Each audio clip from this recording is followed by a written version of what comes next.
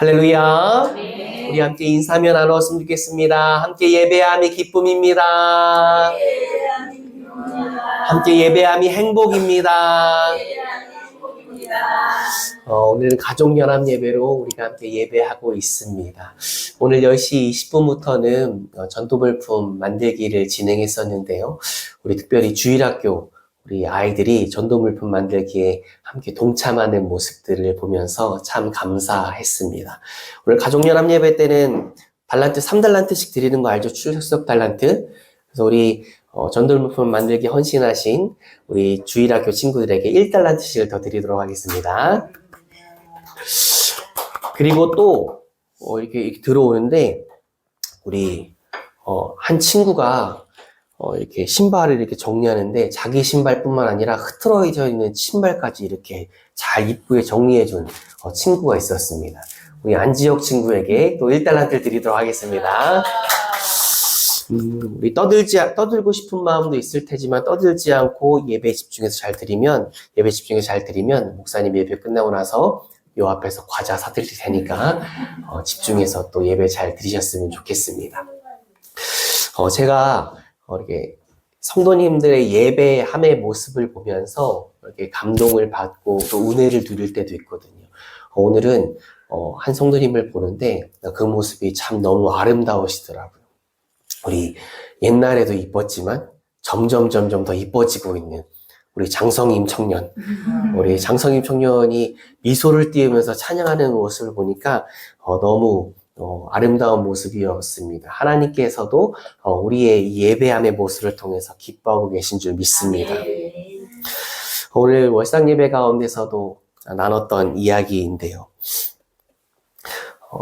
제 신학교 동기 중에 이제 담임 목회를 하는 동기 영등포에 사는 동기 목사님이 계신데요. 그 교회가 4층에 있습니다. 이 상가 건물인데 4층에 이제 교회가 있는데 1층에는 치킨집이 있나 봐요. 치킨집이 이렇게 있는데 치킨집 사장님하고 대화를 좀 나눴대요. 사장님 요즘 장사 좀 어떠세요? 그렇게 여쭤봤더니 사장님이 장사가 너무 안 돼요. 그런 이야기를 하시더랍니다. 근데 1월이었거든요. 1월이면 날도 춥고 하니까 따뜻한 음식이 잘 팔릴 것 같은 생각이 있잖아요. 그래서 이렇게 치킨 냄새도 맛있는 냄새 나고 따뜻한 음식이라서 추울 때 더 잘 팔릴 것 같은데 1월에 장사가 안 되나요? 그랬더니 1월 되면 장사가 안 된다는 거예요. 그래서 그 목사님이 왜 장사가 안 되냐고 여쭤봤더니 1월이 되면 새해가 되면 결심을 한대요. 어떤 결심을 하냐면 다이어트를 하겠다 결심을 해서 1월에는 장사가 안 된다. 근데 2월이 되면 어떻게 돼요? 다시 매출이 올라가기 시작한다는 거예요. 다이어트를 하겠다 굳게 마음을 먹었는데 이제 한 달이 지나니까 다시 다이어트는 내년부터 하자. 그래서 이렇게 넘기는 모습이 있다. 그런 이야기를 들었습니다. 그러면서 우리의 모습을 한번 돌아보게 됩니다. 2025년을 시작하면서 영적 결단을 하신 성도님들, 거룩한 결심을 하신 성도님들이 계실 텐데 2달이 지났습니다. 그것이 예배에 대한 내용일 수도 있고 기도에 대한 내용일 수도 있고 말씀에 대한 내용일 수도 있고 또 헌금 생활에 대한 내용일 수도 있고 아니면 삶의 자리에서의 어떠한 내용일 수도 있습니다. 2달이 지났는데 우리의 영적 결단, 우리의 영적 결심을 어떻게 지키며 나가고 있는지를 돌아봤으면 좋겠습니다. 혹시라도 흐트러진 모습이 있다면 다시 한번 마음을 다잡고 2025년 하나님께서 우리에게 행하게 하신 그 영적 결단을 지키며 나아갈 수 있는 우리 모두 되어지기를 예수님의 이름으로 축원합니다. 2025년의 표어를 기억하십니까? 우리 부림교회 표어 다 함께 외쳐봤으면 좋겠습니다. 시작! 하나님께 가까이함이 내게 복이라. 아멘. 하나님께 가까이함이 내게 복이라. 우리는 하나님께서 우리와의 친밀함을 위해 준비해 놓으신 축복의 통로에 대해서 몇 주간을 계속해서 나누고 있습니다. 4가지를 나눴었는데 우리 함께 외쳐볼까요? 말씀, 기도, 예배, 공동체. 말씀과 기도와 예배와 공동체라고 하는 하나님께서 우리와의 친밀함을 원하셔서 준비해 놓으신 그 통로에 대해서 나눴습니다. 오늘 계속해서 하나님께서 우리와의 친밀함을 위해서 준비해 놓으신 통로를 나누고 싶습니다. 제가 제 아이들에게 그런 이야기를 할 때가 있거든요. 아빠랑 어디 같이 갈래? 이거 같이 할래? 그렇게 이야기할 때가 있습니다. 제가 혼자서도 충분히 할 수 있는 일이잖아요. 그리고 어떻게 보면 혼자 하는 것이 더 편할 때도 있습니다. 제가 예린이랑 뭐를 이렇게 사러 나가면은 예린이랑 뭘 같이 밖에서 하려고 하면 제가 꼭 입는 옷이 있거든요. 그 입는 옷이 뭐냐면 어떤 그 어두운 색깔 계열의 경량 패딩을 꼭 입어요. 그거를 입는 이유가 뭐냐면 예린이가 저랑 같이 나가면 손을 제 주머니에 이렇게 끼거든요. 주머니에 이렇게 손을 끼는데 그 패딩이 손끼기가 편합니다. 그래서 예린이가 손 낄 거를 내가 아빠 주머니에 손을 낄게 라고 말을 하지 않지만 생각을 하면서 그 패딩을 입는 거죠. 제가 저희 자녀들과 무언가를 함께하고 싶어하는 이유가 무엇일까? 어떻게 보면 또 불편할 수도 있고 제가 신경 쓰고 생각해야 될 게 더 많을 수 있는데 제가 그렇게 아이들과 무언가를 하자고 이야기한 이유가 무엇일까?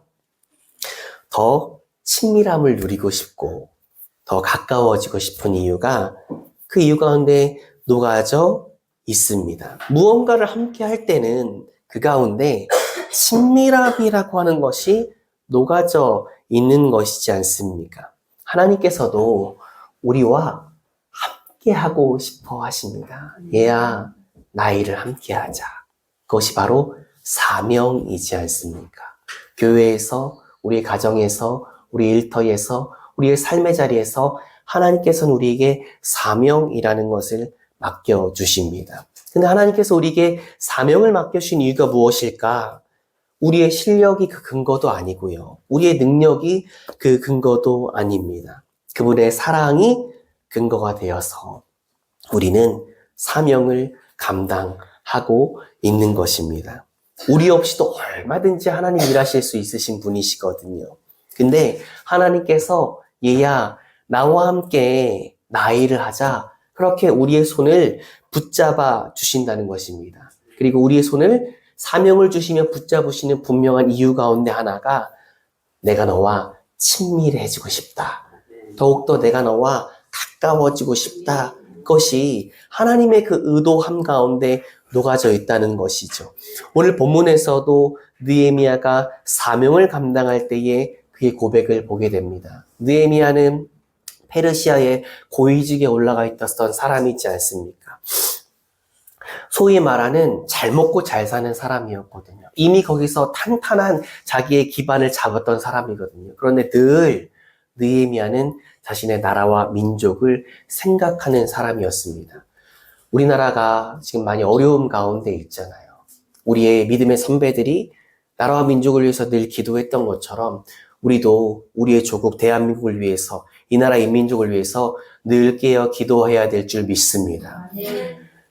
느헤미야가 자신의 형제 가운데 하나님이라는 사람을 통하여서 자신의 조국의 이야기를 들었어요. 근데 참한 현실인 거예요. 그 얘기를 듣고 나서 그가 눈물을 흘리잖아요. 금식하며 기도하지 않습니까? 그리고 나서 그가 그 마음 가운데 하나님께서 주신 마음의 소원을 품습니다. 그 마음의 소원 하나님께서 허락하여 주는데 사명을 맡겨주셨다는 것이죠. 그 사명이 무엇이냐면 다시 예루살렘 성벽을 재건하는 것이었습니다. 그 성벽이 무너져 있으니까 자꾸 이런저런 공격들을 받잖아요. 그래서 다시금 성벽을 재건하는 것. 그것이 느헤미야가 하나님께로부터 받은 사명이었습니다.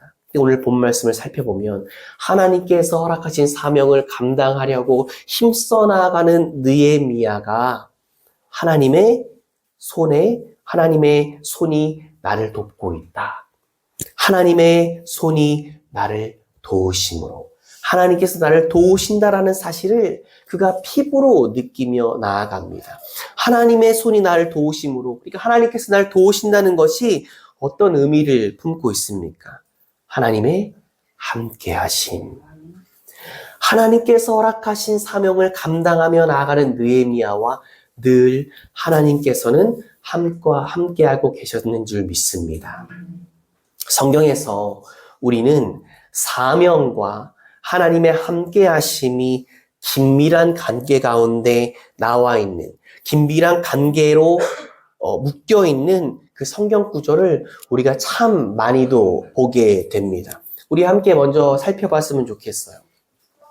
이스라엘의 지도자였던 모세의 죽음 이후에 하나님께서는 여호수아를 이스라엘의 지도자로 세우셨습니다. 근데 여호수아는 그 하나님의 사명, 그 하나님의 부르심, 하나님께서 허락하신 그 봉사의 자리, 그 섬김의 자리 앞에서 참 많이도 두려워했었습니다.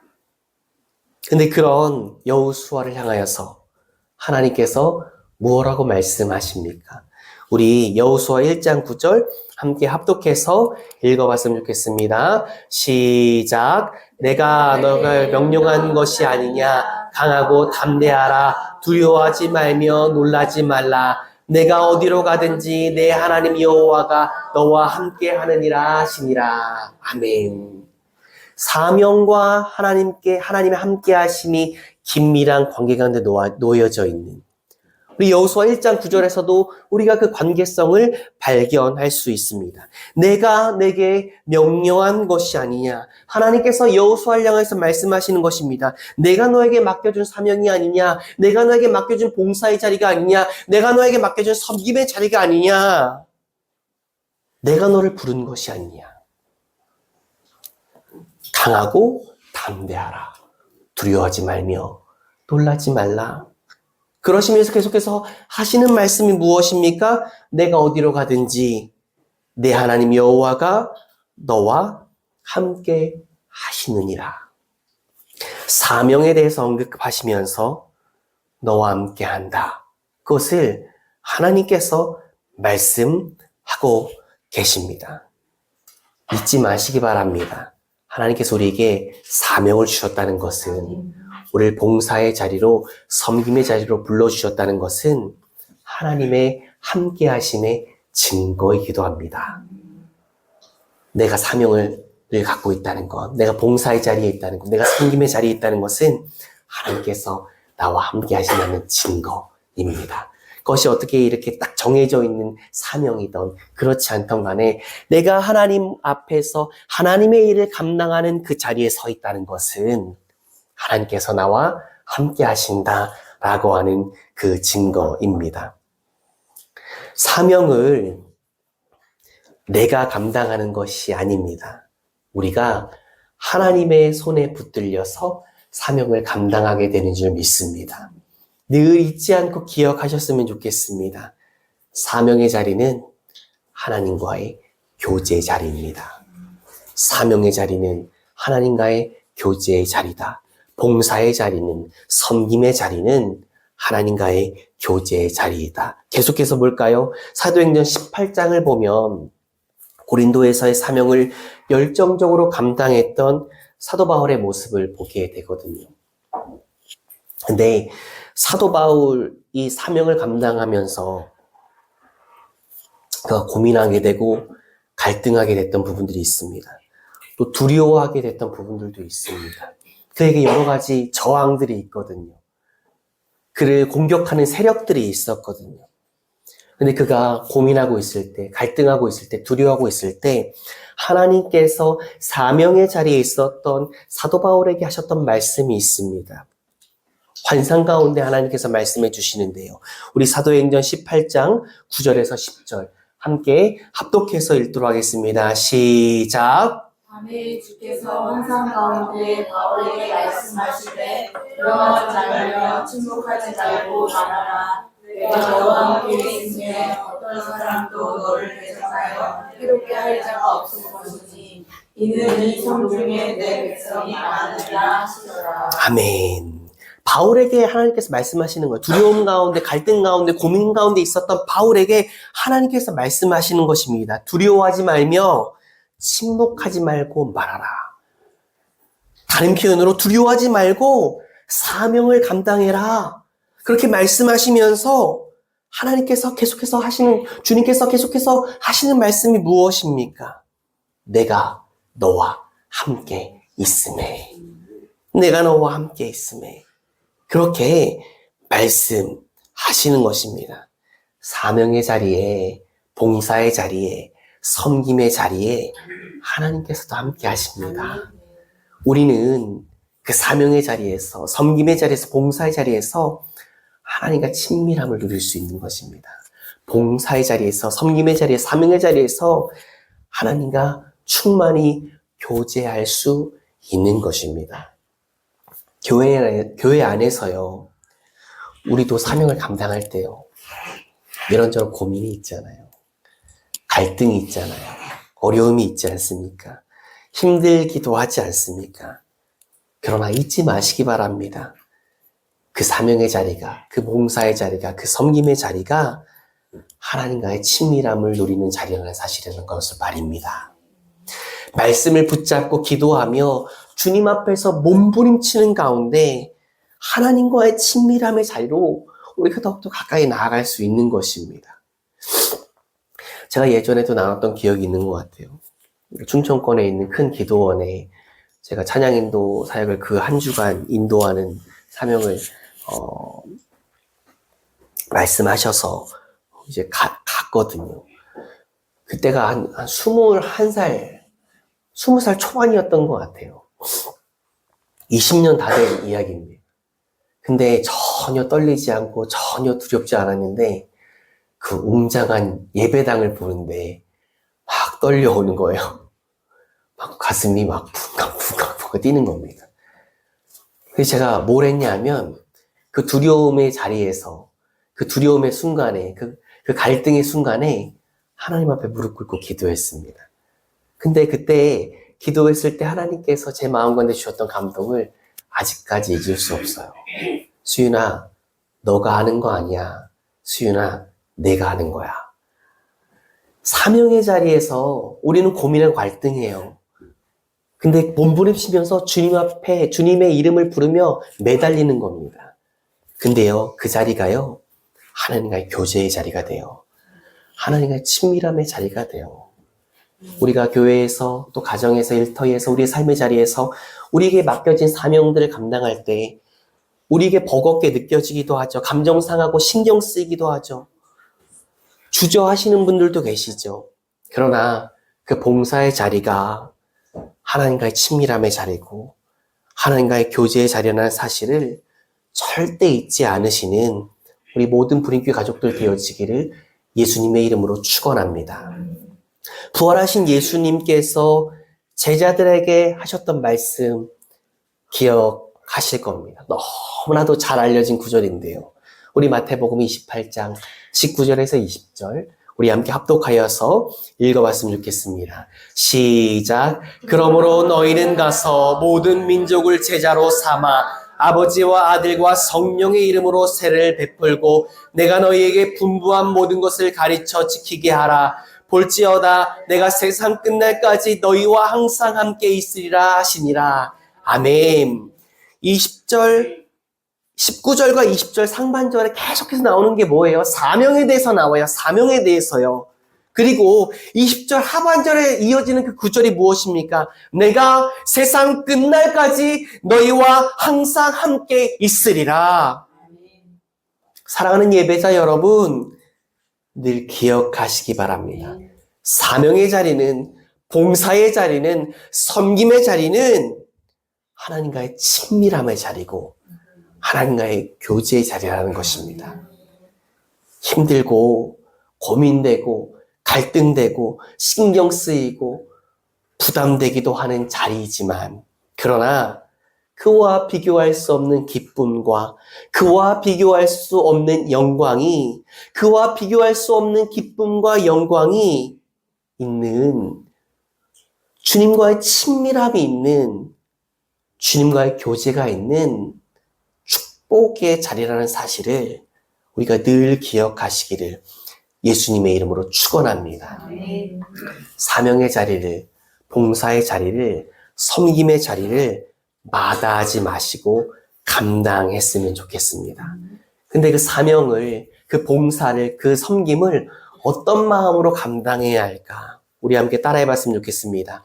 감사의 마음, 감사의 마음, 기쁨의 마음, 기쁨의 마음, 자원하는 마음, 자원하는 마음, 하나님께서 우리에게 허락하신 그 봉사의 자리, 그 섬김의 자리, 그 기쁨의 자리, 그 사명의 자리를 감사의 마음으로, 기쁨의 마음으로, 자원하는 마음으로 감당하며 하나님과 친밀하게, 풍성하게, 긴밀하게 교제하고 나아가는 우리 모두 되어지기를 예수님의 이름으로 축원합니다.